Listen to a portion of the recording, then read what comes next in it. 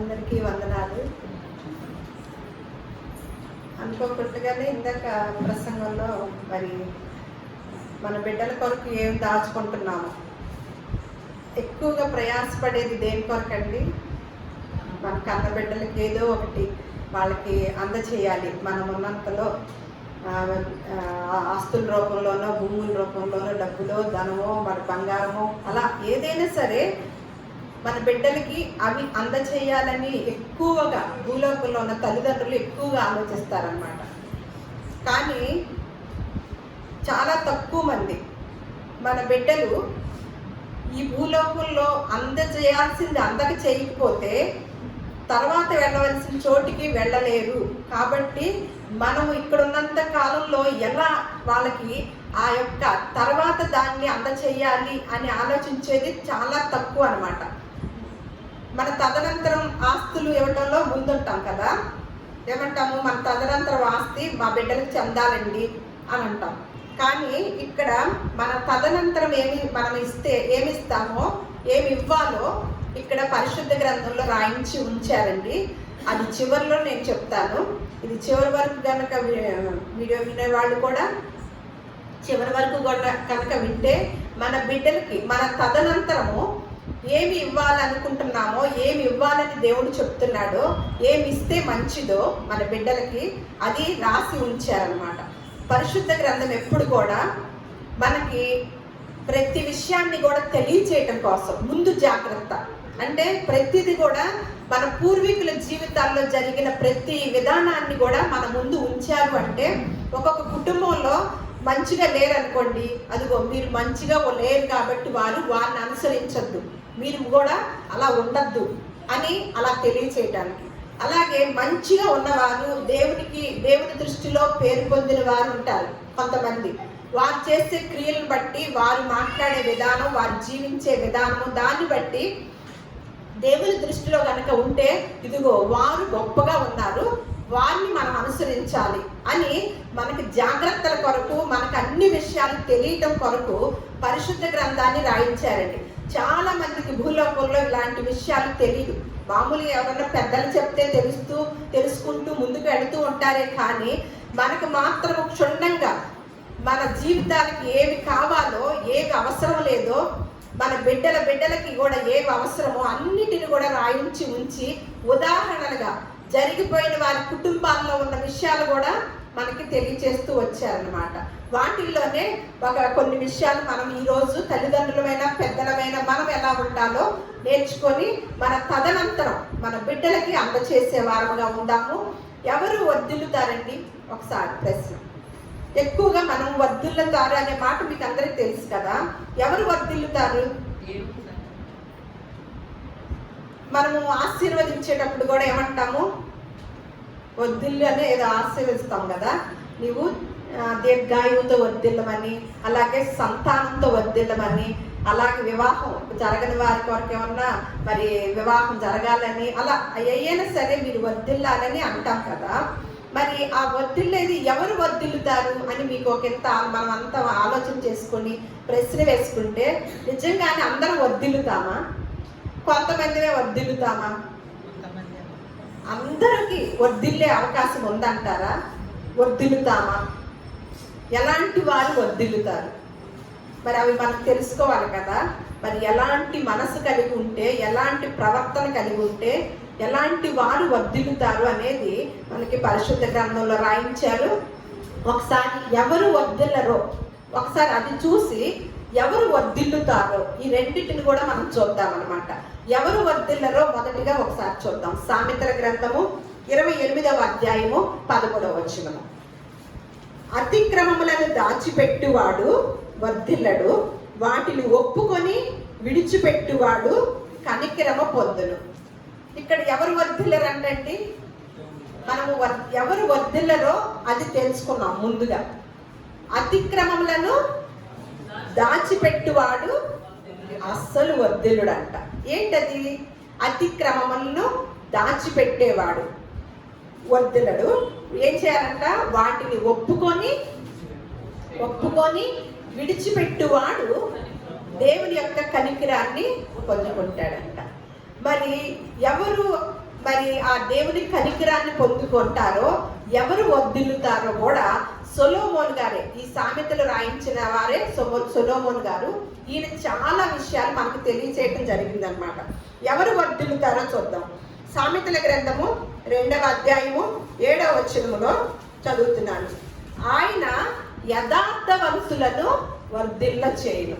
మనం ఇందాక అనుకున్నాం, అందరూ వర్ధిల్లుతామా? ఎవరెవరో దీవిస్తూ ఉంటారు, ఎవరెవరో మనల్ని ఆశీర్వదిస్తూ ఉంటారు పెద్దలుగా భావించి వారు. అలాంటి దీవెనలన్నీ మనకి కలుగుతాయి అంటారా? మనం నిజంగానే వర్ధిల్లుతామంటే పరిశుద్ధ గ్రంథం స్పష్టంగా తెలియచేస్తుంది. ఎవరు వర్ధిల్లరో తెలియచేసింది. ఎవరు వర్ధిల్లుతారు అంట? యథార్థవంతులు. ఆయన యథార్థవంతులను వర్ధిల్ల చేయనంట. అంటే మనం వర్ధిల్లాలంటే ఎలా ఉండాలండి? యథార్థవంతులుగా ఉండాలి. ఈ రోజుల్లో యథార్థత ఉందండి? ఇంత ఆలోచన చేయండి. మనము కొన్ని మార్లు వర్ధిల్లకపోవటానికి కారణం ఏంటో ఒకసారి ఆలోచించండి. దేవుని మాట సత్యమే కదా, సర్వసత్యము. ఆ మాట ఖచ్చితం అన్నమాట. అంటే మనము ఇప్పుడే చెప్పుకున్నాం కదా, ఎటువంటి ధనము అని. దేవుని దృష్టిలో ధనము మనం కట్టుకున్న కట్టలు లాంటి, మనం ప్రింట్ చేసుకున్న కట్టలు ఆయన అలా ఆలోచించడు. అందుకనే ఏమంటున్నాడు? ఏ ధనము అంటున్నాడు? సత్క్రియలను, మేలు చేయవారును సత్క్రియలను ధనము కలిగిన వారై ఉండాలి. మీరు రాబోవు దాని కొరకు రాబోయే జీవితానికి ఎక్కడేసుకోవాలంట? పునాది భూలోకంలోనే వేసుకోవాలి. పరలోకంలో ఇల్లు కట్టుకోవాలనుకోండి, ఎక్కడ పునాది వేయాలంట? భలే ఉంటది కదా, 2 లోకాలకు సంబంధించిన ఇళ్ళు అన్నమాట. పునాదులు, ఇల్లు ఏమన్నా ఎక్కడుంటది?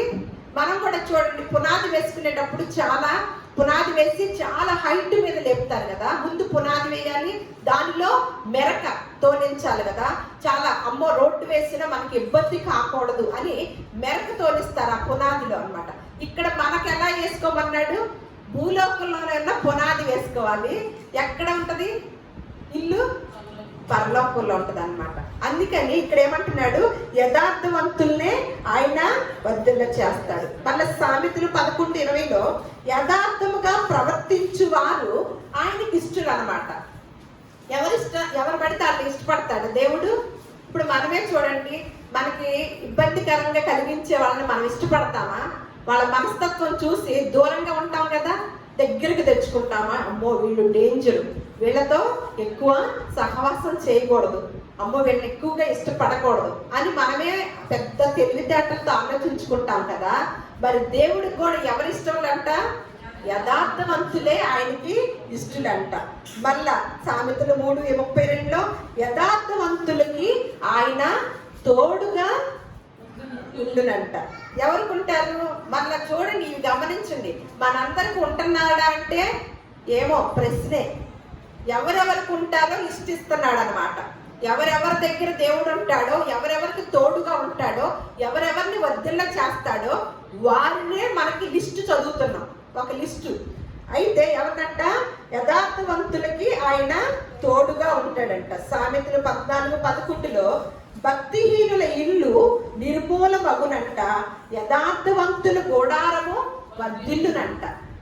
దానికి 2 కూడా మనకి వ్యత్యాసాన్ని చూపిస్తున్నాడు. నేను ముందే చెప్పాను, పరిశుద్ధ గ్రంథం ఎప్పుడు కూడా మనకి ఒక మార్గాన్ని తెలియచేసేది, ఒక బాట, మంచి బాటలో వెళ్ళటానికి అవకాశం కలిగించేది పరిశుద్ధ గ్రంథం అన్నమాట.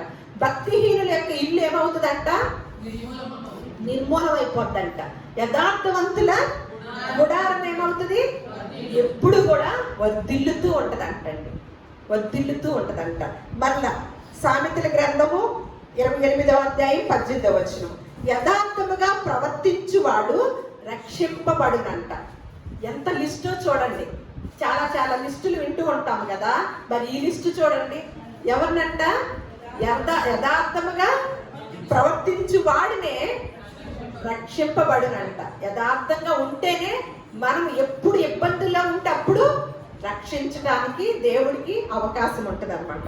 అలాగే కీర్తనలు మళ్ళీ 28 సామెతలు 25 వచనం కూడా, యెహోవా యందు నమ్మిక ఉంచువాడు వర్ధిల్లును. దేవుని యందంట నమ్మకం ఉంచువాడు వర్ధిల్లు. మనందరం నమ్మకం ఉంచుతున్నామా? నమ్మకం ఉంచే దేవుడి సన్నిధికి వస్తున్నాముగా. దేవుడిని నమ్మే దేవుడి సన్నిధికి వస్తున్నాం కదా. మరి ఇది ప్రత్యేకంగా మాట చెప్తున్నాడు అంటే, యెహోవా యందు నమ్మిక ఉంచువాడు వర్ధిల్లును అంటారు. అంటే మనకు ఒక్కోసారి ఇలాంటి జరగట్లా అంటే మనం నమ్మటలేదు అంటారా?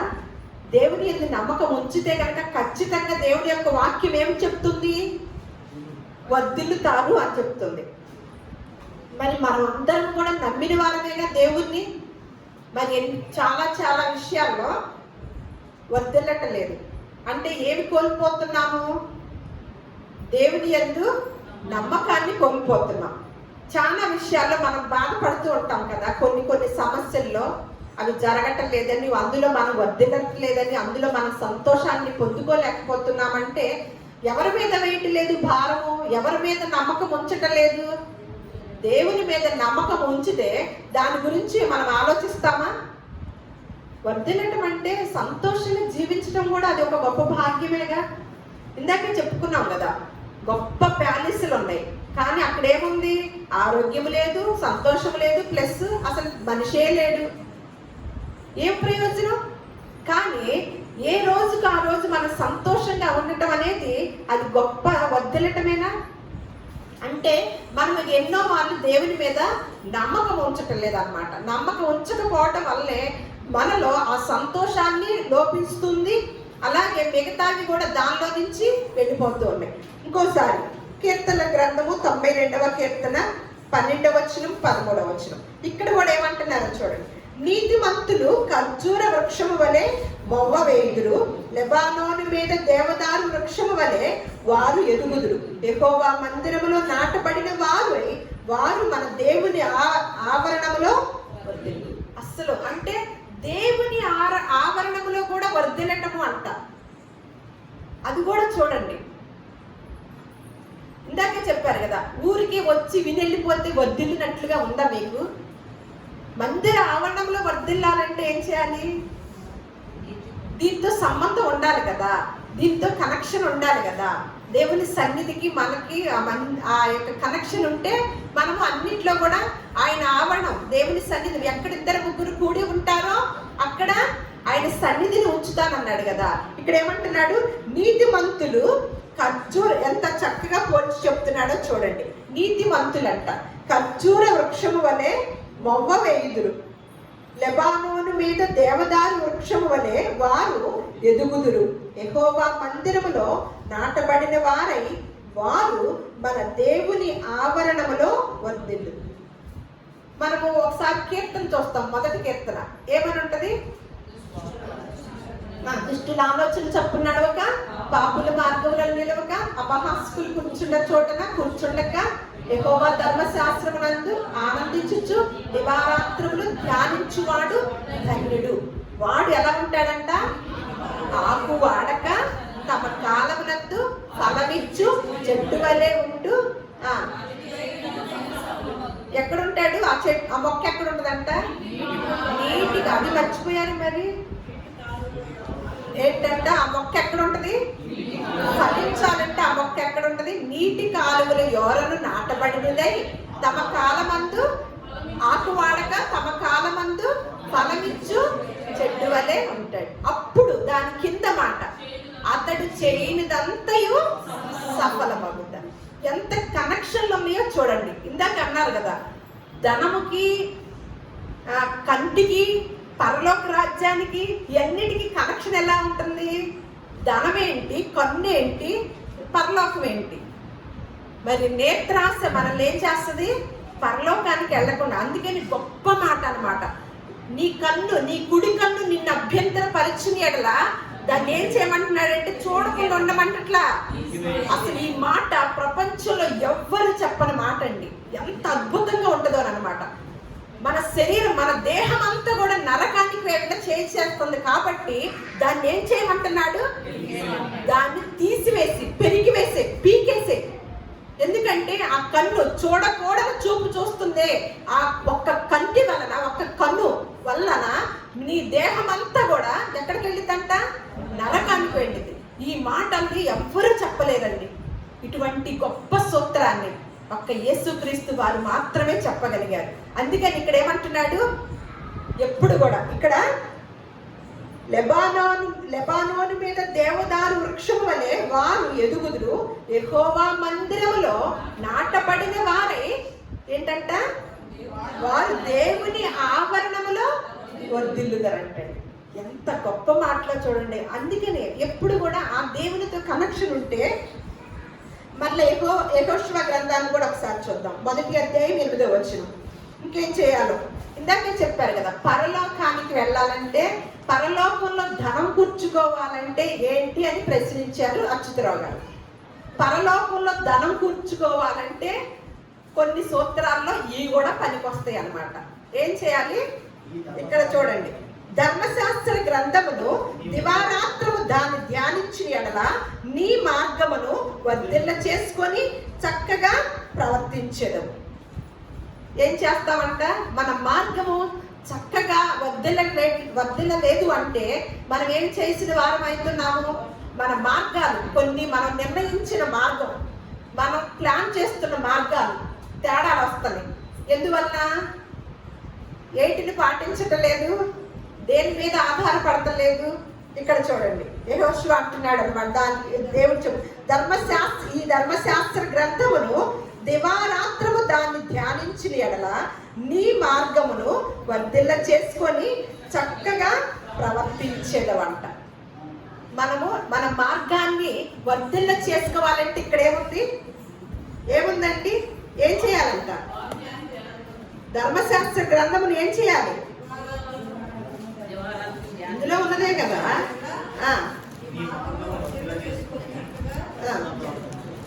చూడండి, అంటే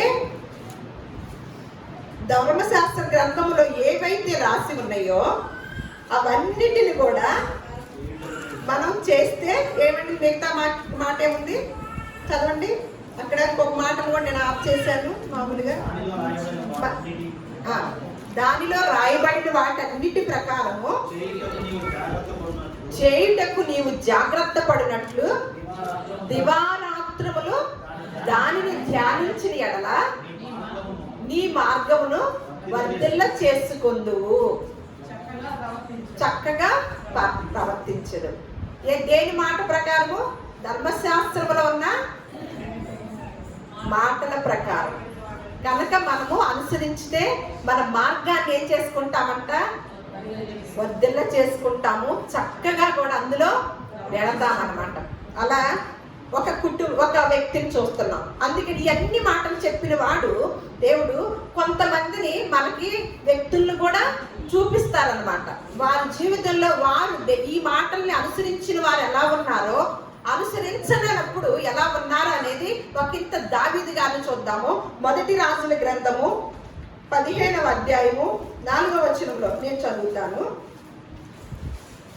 1 రాజుల గ్రంథము 15వ అధ్యాయము 4-5 వచనాలు. దావీదు హిత్తీయుడైన ఊరియా సంగతి యందు తప్ప తన జీవిత దినములన్నీ యెహోవా దృష్టికి యథార్థముగా నడుచుకొనుచు యెహోవా అతనికి ఇచ్చిన ఆజ్ఞలలో దేని విషయమందును తప్పిపోకుండెను కనుక దావీదు నిమిత్తము అతని తరువాత అతని కుమారుని నిలుపుటకును యెరూషలేమును స్థిరపరచుటకును అతని దేవుడైన యెహోవా యెరూషలేమునందు దావీదునకు దీపముగా అతన్ని ఉండనిచ్చెను. ఏం చేశాడంట, దావీదు దేవుని దృష్టికి ఎలా ఉన్నాడంట, ఒక్క ఆయన విషయంలో తప్ప. చూడండి, మనము కూడా జీవితంలో ఏదో ఒక తప్పు చేశాక ఒక తప్పు మనం గుర్తించాక ఇంకా మనం చనిపోయే వరకు కూడా ఒక్క తప్పు కూడా చేయకుండా ఉండటానికి ఉంటామా? ఒక్క తప్పు కూడా చేయకుండా ఉండటానికి ఉంటున్నామా? మనిషి అన్న తర్వాత తప్పులు చేస్తాము. తర్వాత దాన్ని తప్పు ఎరిగినప్పుడు పశ్చాత్తాప పొంది మళ్ళా ఇంకెన్నిటికి ప్రభు దేవుని సన్నిధానంలో మొక్కుబడులు చేసుకుంటాం కదా. ఈ అయితే కష్టం కానీ మిగతాయి చేసుకుంటాం. ఇదిగో నెలకోసారి మీకు ఇస్తాము, లేదు ఇంకొకటి ఇస్తాము, అది ఇస్తాము, అవి కూడా మర్చిపోతాం. మళ్ళీ ఏం తీర్చాం కంటిన్యూగా. ఎందుకంటే మనకు అసలు భయం లేదు కదా. దేవుని యొక్క సన్నిధానంలో చేసిన మొక్కుబడి ఎలా ఉంటుందో కూడా మనకి పెద్దగా పట్టించుకునే వారం కాదు. ఇక్కడ ఏమంటున్నాడు, ఒక తప్పిదం చేశాడు. ఎవరి విషయంలో? ఊరియా భార్య విషయంలో తప్పిదం చేశాడు. చేశాకంటే అది కూడా క్లియర్గా రాశాడండి.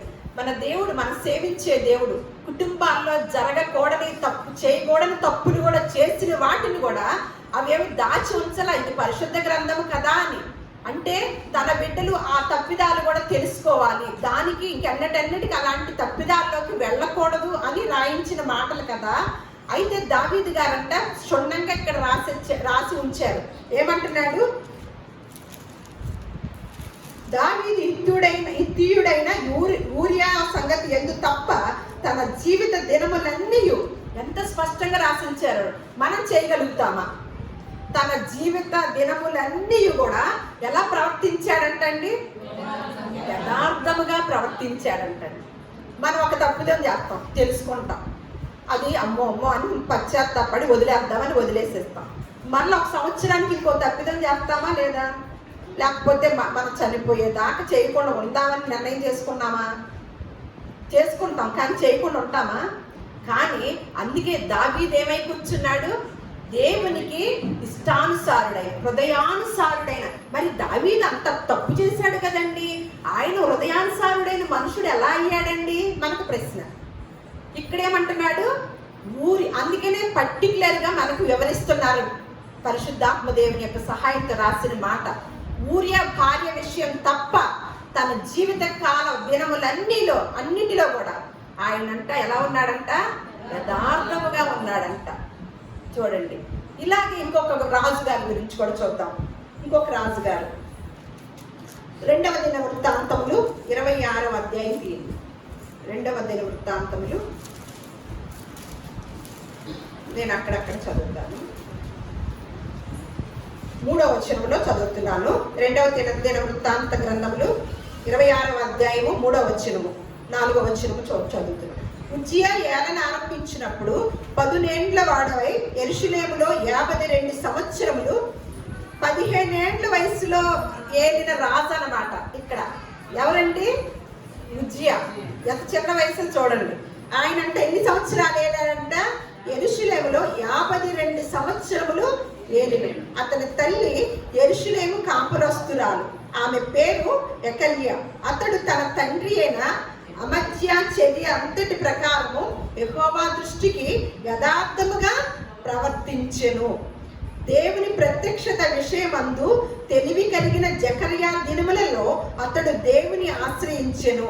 అతడు యెహోవాను ఆశ్రయించినంత కాలము దేవుడు అతన్ని వదలలేదు. ఈయన వర్ధిల్లాడంటే ఏం చేశాడంట? ఇక్కడ ఉజ్జియాని అతడు దేవుణ్ణి ఆశ్రయించెను. అతడు యెహోవాని ఆశ్రయించినంత కాలం కూడా ఏం చేశాడంటండి? ఈ వ్యక్తిని మన ముందు ఉంచాడంటే ఈ వ్యక్తిలో నుంచి మనం పాఠం నేర్చుకోవాలి. ఇక్కడ అర్థమైందా? ఆయన్ని అనుసరించినంత కాలం కూడా మరి అంతే కదా. మనం అక్కడ నమ్ముతాం అనుకోండి, ఆ నమ్మిన వాళ్ళని మనం ఏం చేస్తాం? మంచిగానే కొనసాగించుకుంటూ తీసుకెళ్తాము. ఎక్కడన్నా తేడా చూసామనుకోండి, చేయబట్టుకొని తీసుకెళ్తామా? వదిలేస్తాం కదా. ఇక్కడ కూడా ఆయన ఆశ్రయించినంత కాలం కూడా ఏం చేశారంట? దేవుడు అతన్ని వర్ధిల్లు చేస్తూ ఉన్నాడంట. ఇక్కడ మళ్ళా అయితే 16వ వచనంలో, అయితే అతడు స్థిరపడిన తరువాత అతడు మనస్సున గర్వించి చెడిపోయాడు. సరే, దేవుడు వర్ధిల్ల చేస్తున్నాడు కదా, ఎలా ఉండాలండి? తను చనిపోయే వరకు కూడా కృతజ్ఞతా భావంతో దేవునితో అనుసంధానమై అనుసరించుతూ నడవాలి కదా. అయితే స్థిరపడిన తరువాత ఏం కలుగుతుందండి? చాలా మంది జీవితాలు ఇదేనండి. మొట్టమొదట దేవుని నమ్ముకున్నప్పుడు ఉన్న మనస్తత్వం ఎదిగే కొందికి, కొన్ని సంవత్సరాలు అయ్యే కొందికి అశ్రద్ధగా ఉంటుంది. మొదటిగా ఉన్న విశ్వాసము, అదే ఉత్సాహము ఉండదు. రాను ఏం జరుగుతూ ఉంటుంది? పోను ఏమవ్వాలి? పోను ఎవరికి దగ్గర అవుతాం? మనం దేనికి దగ్గర అవుతాము?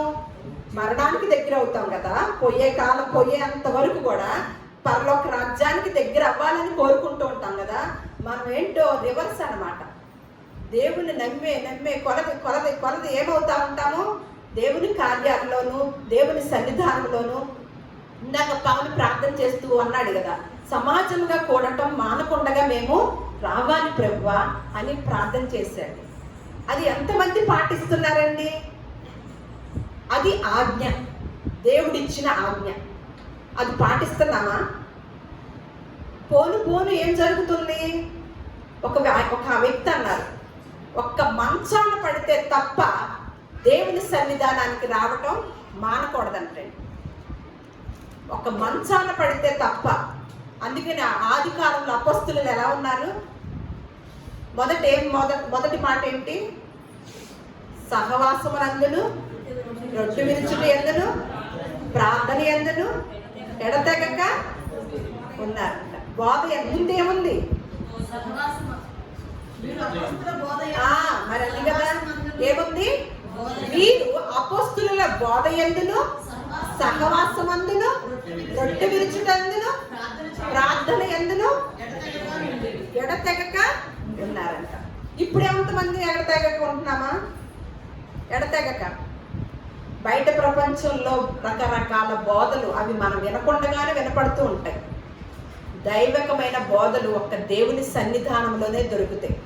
బయట ప్రపంచం అంతా కూడా రకరకాల విషయాలు, రకరకాల అసలు మనల్ని మనసునంతా తొలిచివేసే సంఘటనలు జరగటం మనం చూస్తున్నాం. కానీ దేవుని సన్నిధానంలో ఆయన వాక్కై ఉన్న దేవుణ్ణి ఆశ్రయించుతున్నాం చూడండి. ఆ మాట మనల్ని, ఆ వార్త, ఆ బోధ మనల్ని బలపరిచిద్ది, ఆత్మీయంగా ఉత్తేజింప చేసిద్ది అన్నమాట. ఇక్కడ ఏం చేస్తున్నాడు ఉజ్జియా? ఎప్పుడైతే దేవుణ్ణి అనుసరించినంత కాలం కూడా అతన్ని వర్ధిల్ల చేస్తూ ఉంచాడు. అయితే అతడు స్థిరపడిన తర్వాత మనసునంతా ఏమయ్యాడంట? గర్వించాడంటండి. అస్సలు ఎంత ఆశ్చర్యం చూడండి. ఒకంత అందరూ వర్ధిల్లుతామనుకున్నారా? ఇదే ఎవరు వర్ధిల్లుతున్నారో మనకి స్పష్టంగా తెలుస్తుంది అన్నమాట. ఇక్కడ అయితే అతడు స్థిరపడిన తర్వాత అతడు మనస్సును గర్వించి చెడిపోయింది. అయితే మళ్ళా పొందండి. ఉజ్జియా ధూపము వేయటకు ధూపార్తిని చేత పట్టుకొని రౌద్రుడై యాజకుల మీద కోపము చూపిను. మరి గర్వం వచ్చింది కదా. గర్వం వచ్చినప్పుడు ఏం మాట్లాడుతున్నారో తెలుస్తుందా మనుషులకి? చూడండి, అసలు గర్వం వచ్చినప్పుడు ఎవరితో ఏం మాట్లాడుతున్నామో తెలుస్తుందా? ఇక్కడ యాజకులు ఏం చేశాడంట? దేవాలయంలోకి వెళ్ళినప్పుడు దేవుని మాటలు, దేవుని పరిచయం చేసే యాజకులు ఏం చేస్తున్నాడంట? రౌద్రుడై యాజకుల మీద కోపము చూపిను. యెహోవా మందిరములో ధూపపీఠము ప్రక్క అతడు ఉండగా యాజకులు చూచుచూనే ఉన్నప్పుడే అతని నొసట కుష్ఠరోగము పుట్టెను. ఆ దినాల్లోనండి వెంటనే శీఘ్రంగా దేవుని యొక్క కోపం వచ్చేదన్నమాట. అననీయ సప్పీరా అని వింటారు కదా, వారు ఎప్పుడైతే అబద్ధం ఆడారో, మరి ఈ రోజులు ఎన్ని అబద్ధాలు ఆడతామండి? వెంటనే చచ్చిపోయారు వాళ్ళిద్దరూ. అంటే ఇది కృపాకాలం. దేవుడు వేచి ఉంటున్నాడు, నిరీక్షించుతున్నాడు. మనం మారతామేమో, మనకు ఒక అవకాశాన్ని ఇస్తున్నాడు, యథార్థంగా ఉంటామేమో, ఇంకా యథార్థంగా ఉంటామేమో, వాళ్ళని వర్ధిల్ల చేద్దాము అని దేవుడు ఎదురు చూస్తున్నాడు అనమాట.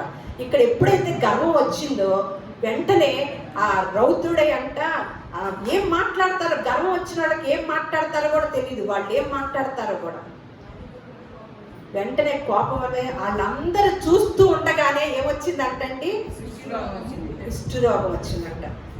తర్వాత 21, రాజైన ఉజ్జియా తన మరణ దినము వరకు కూడా కుష్ఠరోగి అయి ఉండేది. రాజైన ఉజ్జియా ఎప్పుడు వరకు ఉందంట ఈ కుష్ఠరోగం? చచ్చే అంతవరకు ఉందంట. ఎంత మంచి జీవితాన్ని చేతులారా పాడు చేసుకున్నాడు. దేవుణ్ణి అనుసరించినప్పుడల్లా ఏం చేశాడంట? దేవుడు అతన్ని అనుసరించినప్పుడల్లా వర్ధిల్ల చేస్తున్నాడంట. ఎప్పుడైతే మనస్సున స్థిరపడిపోయి ఆహా నాకేం పర్వాలేదు, హ్యాపీగా ఉన్నా, నాకు అన్నీ ఏది కొదవలేదు, అన్నిట్లో నేను బాగున్నాను అని ఎప్పుడైతే మనసులో వచ్చిందో గర్వం వచ్చిందంట. గర్వం వచ్చినప్పుడు ఆగాడా? ఎవరిని ఏ మాట మాట్లాడితే మాట్లాడచ్చా, ఎవరిని మాట్లాడాలో ఎవరిని మాట్లాడకూడదో వెంటనే వాళ్ళందరూ చూస్తుండగానే నొసట కుష్ఠు వచ్చిందంట. ఆ కుష్టు కూడా మధ్యలో తగ్గిపోయిన వాళ్ళు చాలా మంది ఉన్నారు. ఎవరున్నారు? నయమాన్. మరి వీళ్ళకి మధ్యలో తగ్గినట్టు చూస్తున్నామా? మరణ దినం వరకు కూడా ఉందంటండి. చూడండి అసలు ఎంత భయంకరమైన విషయమో చూడండి, ఎంత భయంకరమైన విషయమో. అంతవరకు చాలండి మనకి. అయితే సామెతలో యథార్థవంతులుగా గనక ఉంటే అసలు ఎలా ఉంటుందో దీవెనలు అనేది ఒకసారి మన సామెత 11వ అధ్యాయం 11వ వచనం. యథార్థవంతుల దీవెన వలన పట్టణమునకు కీర్తి కలుగు. అంటే మనం ఉండే యథార్థత మన కుటుంబానికే కాకుండా, అందుకనే నీతిమంతుడు ఒక్కడున్నప్పటికి కూడా 10 మంది ఉన్నప్పటికీ ఆ పట్టణాన్ని నేను కాపాడుతానన్నాడు. ఎవరు? దేవుడు అన్నాడు. ఎవరితో చెప్పాడు? 10 మంది ఉంటే నేను ఆ పట్టణాన్ని కాపాడు. ఏ పట్టణం అది?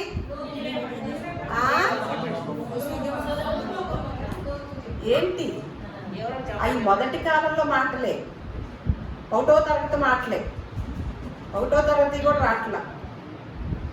నాకు ఆ మాట చాలా ఇష్టం అండి. నేను కరోనా టైంలో ప్రార్థన చేశాను.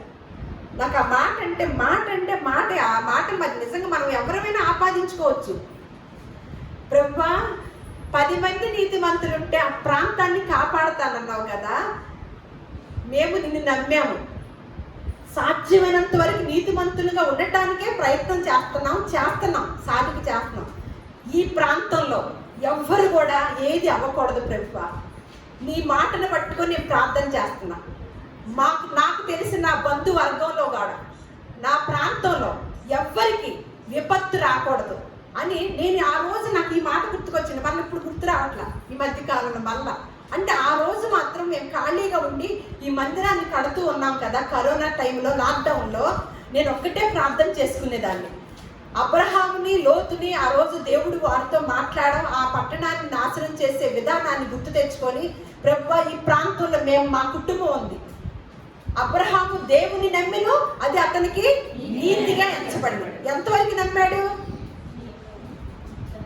సర్వశక్తిమంతుడైన దేవుడు మృతుల సహితము లేపగలిగిన శక్తిమంతుడై ఉన్నాడు కాబట్టి తన ఏకైక కుమారుని కూడా బలి ఇవ్వటానికి కూడా వెనకడుగు వేయలేదు. అలాంటి నమ్మకం అన్నమాట. నమ్మటం అంటే ఊరికి నమ్మటం కాదండి. మళ్ళా మనం అందరం నమ్మామనుకున్నారా? కాదు. మృతులు లేపటం ఎప్పుడైనా చూసారా? అబ్రహాం కాలంలో చనిపోయిన వాళ్ళని లేపటం ఎక్కడన్నా చూసారా? చనిపోయిన వాళ్ళని లేపటం ఎప్పుడు చూస్తాము? యేసుక్రీస్తు వారి కాలంలో చూస్తాం. కానీ ఎటువంటి ఆలోచన చేశాడు అబ్రహాం గారు?